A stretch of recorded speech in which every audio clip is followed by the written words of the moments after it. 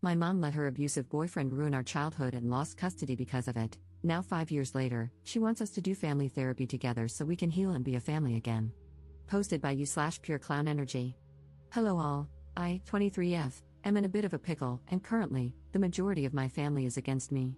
My mother, 41F, has 6 kids in total, myself, my sisters, 22F, 19F, 17F, 16F, and my brother, 23M. Growing up was pretty much hell for all of us. My mother never had a good track record of picking good men, and many times, my siblings and I witnessed her boyfriends beating or berating her.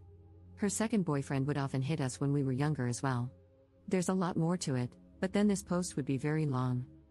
However, about 5 years ago, my mother lost custody of my 3 younger sisters due to SA from her most recent ex-boyfriend.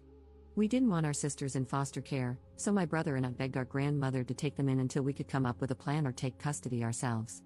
Dramatic, I know, but in my eyes, it has always been my siblings and me against the world. My grandmother, the saint she is, took my sisters in and told my brother and me not to worry about getting custody because we should be focusing on our lives in college. While we were hesitant at first, we decided to head off to college to build up some stability.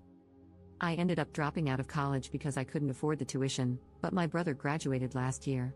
My sisters have been happy living with my grandmother, and she loves having them around.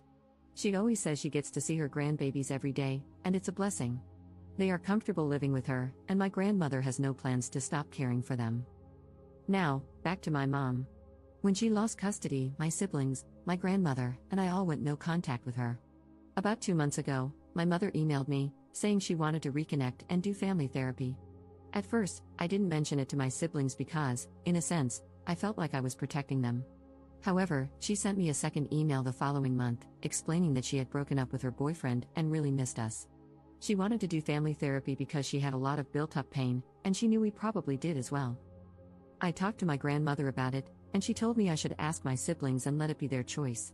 When I spoke to my siblings, the youngest ones were on board because they missed our mom. However, my other siblings and I were hesitant. But for the sake of my younger siblings, I responded to my mom, and we set up a time to meet. About 3 weeks ago, we met at a restaurant. My mother looked exhausted but eager to see us. I declined a hug because I wasn't comfortable with it, and my mother looked pissed. As we caught up, she asked if my younger siblings would consider coming back home and if she could regain custody. My younger siblings seemed unsure, and I could tell they were uncomfortable. I tried to change the subject, but my mom brought it back up. She kept talking about how we could be a family again now that we were older and how she wanted to rebuild what was broken. The rest of the meeting became a blur for me because I mentally checked out. A lot of buried emotions resurfaced, and I shut down. Later that night, I received an email from my mom saying she was really upset that I didn't hug her or say goodbye.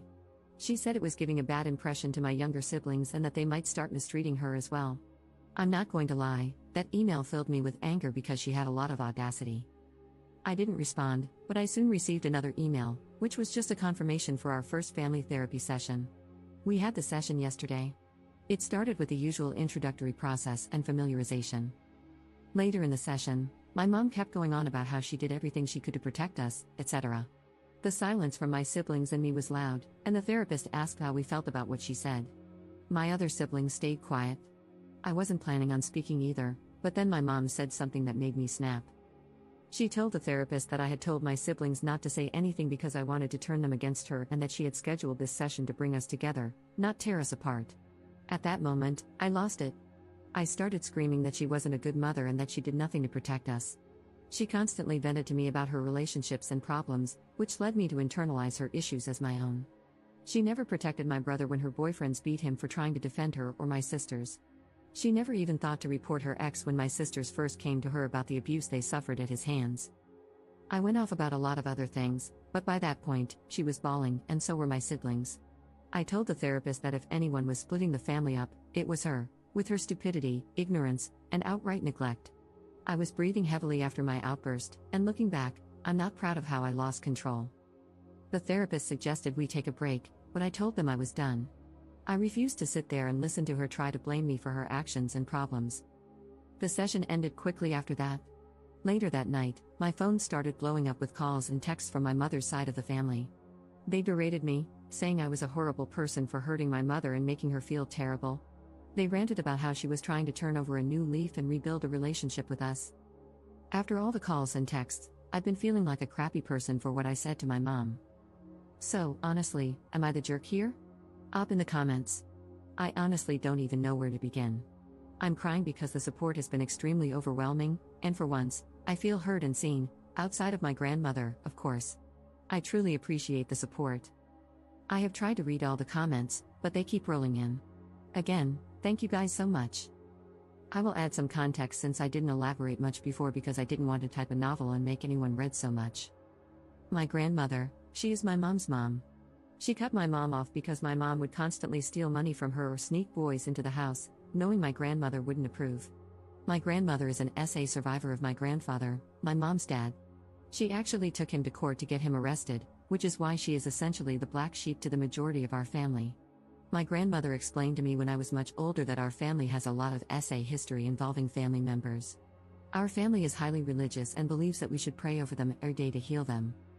Why I felt awful, my mother is also a victim of abuse, and I felt like a hypocrite for calling her out and saying what I did, as if I wasn't taking her abuse into account. However, as many of you have mentioned, even as a victim, she still allowed the abuse to happen. I think reading that is what made me start crying. My siblings and I never got counseling because we just thought it was our fault that we experienced the abuse.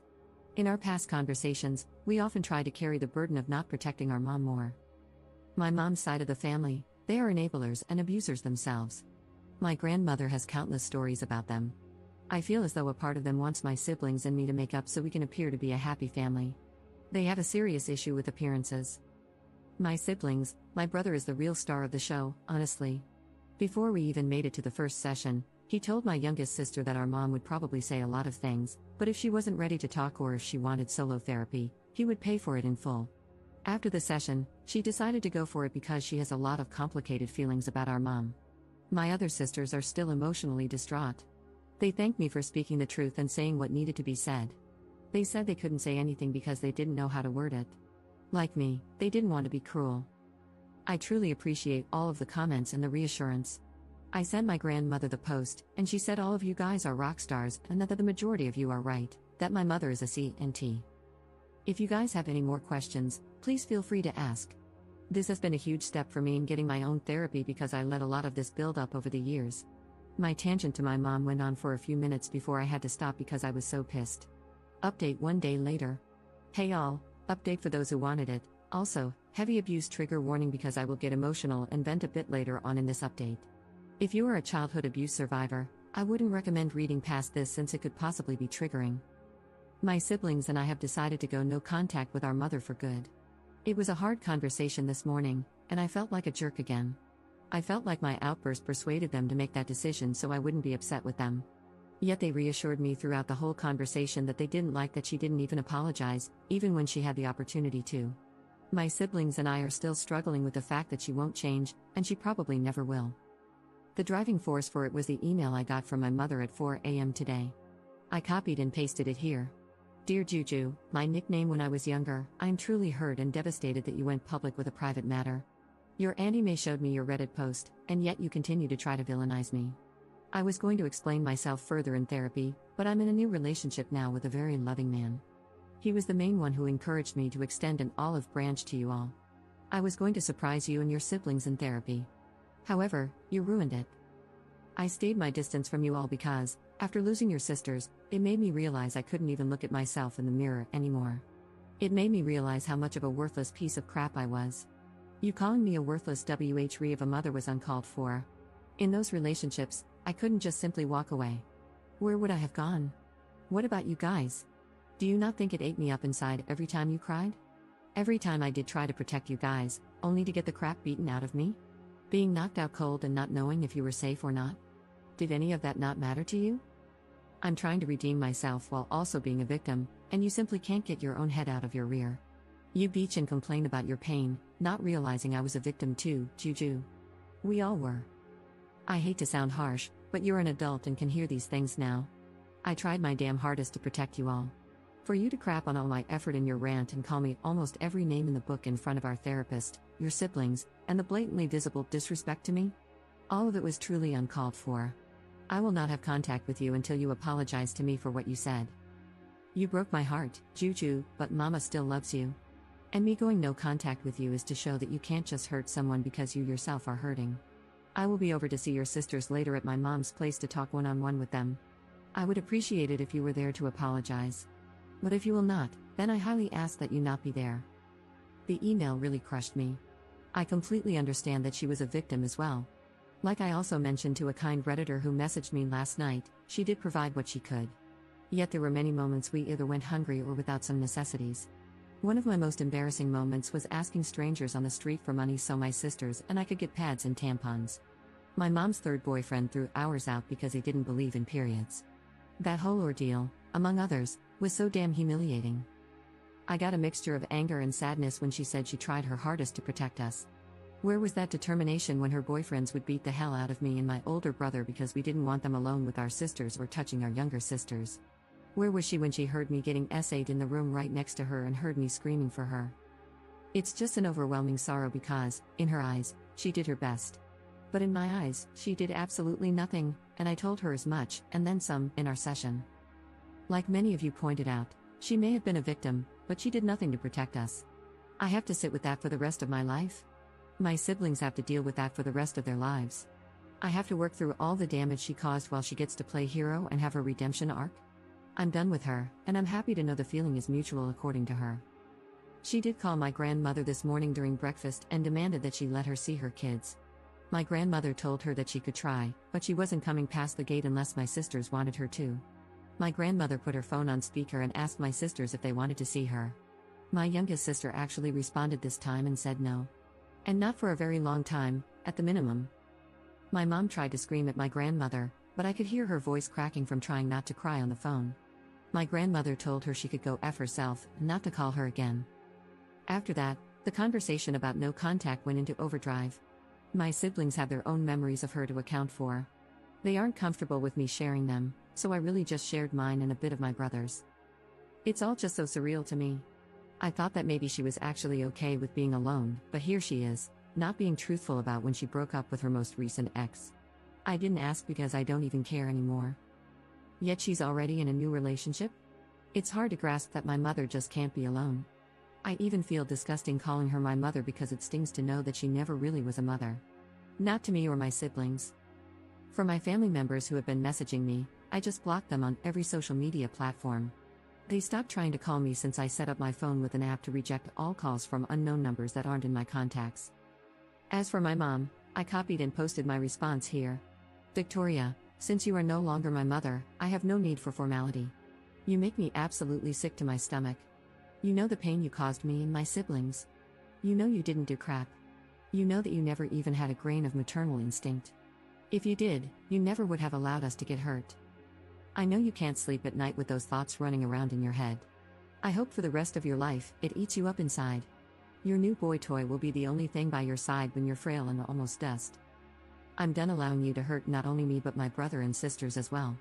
You have no right to try to prance your happy, fake face into our lives now that you see we are doing well without you. It hurts, doesn't it? To know that even through all the BS, we are 10 times better people than you could ever imagine in your twisted little head. You don't have to worry about me contacting you. I will have nothing to do with you. Even after your death, I will have no connection and, hopefully, no memories of you. You may still be alive and breathing, but to me, you are a shallow corpse of a stranger, and I intend to keep it that way. You live in a fantasy world, and I hope on your deathbed, you have such a crippling feeling of regret that you croak on the spot. Don't ever contact me or my siblings again. My brother wants you to know he'll spit on your grave if he ever finds out you died, so sleep well with that, you effing beach. I'm not too proud of my response, but at this point, she is dead to me. She should have been a long time ago, but it felt so good to get that pain from the most internal part of my chest. I'm pretty sure she won't put up a fight since my words hurt her so much. If she does and her antics are crazy enough, I'll update again. However, for now, I'm taking a well-deserved break and signing myself up for therapy. I realize I have a lot of anger and resentment built up that I need to work through correctly and positively. Thank you all for the support and kind messages. I will be posting some of them on a vision board to help me through therapy. Thank you, Reddit, so much for being here in a time of need for a stranger. Love you all.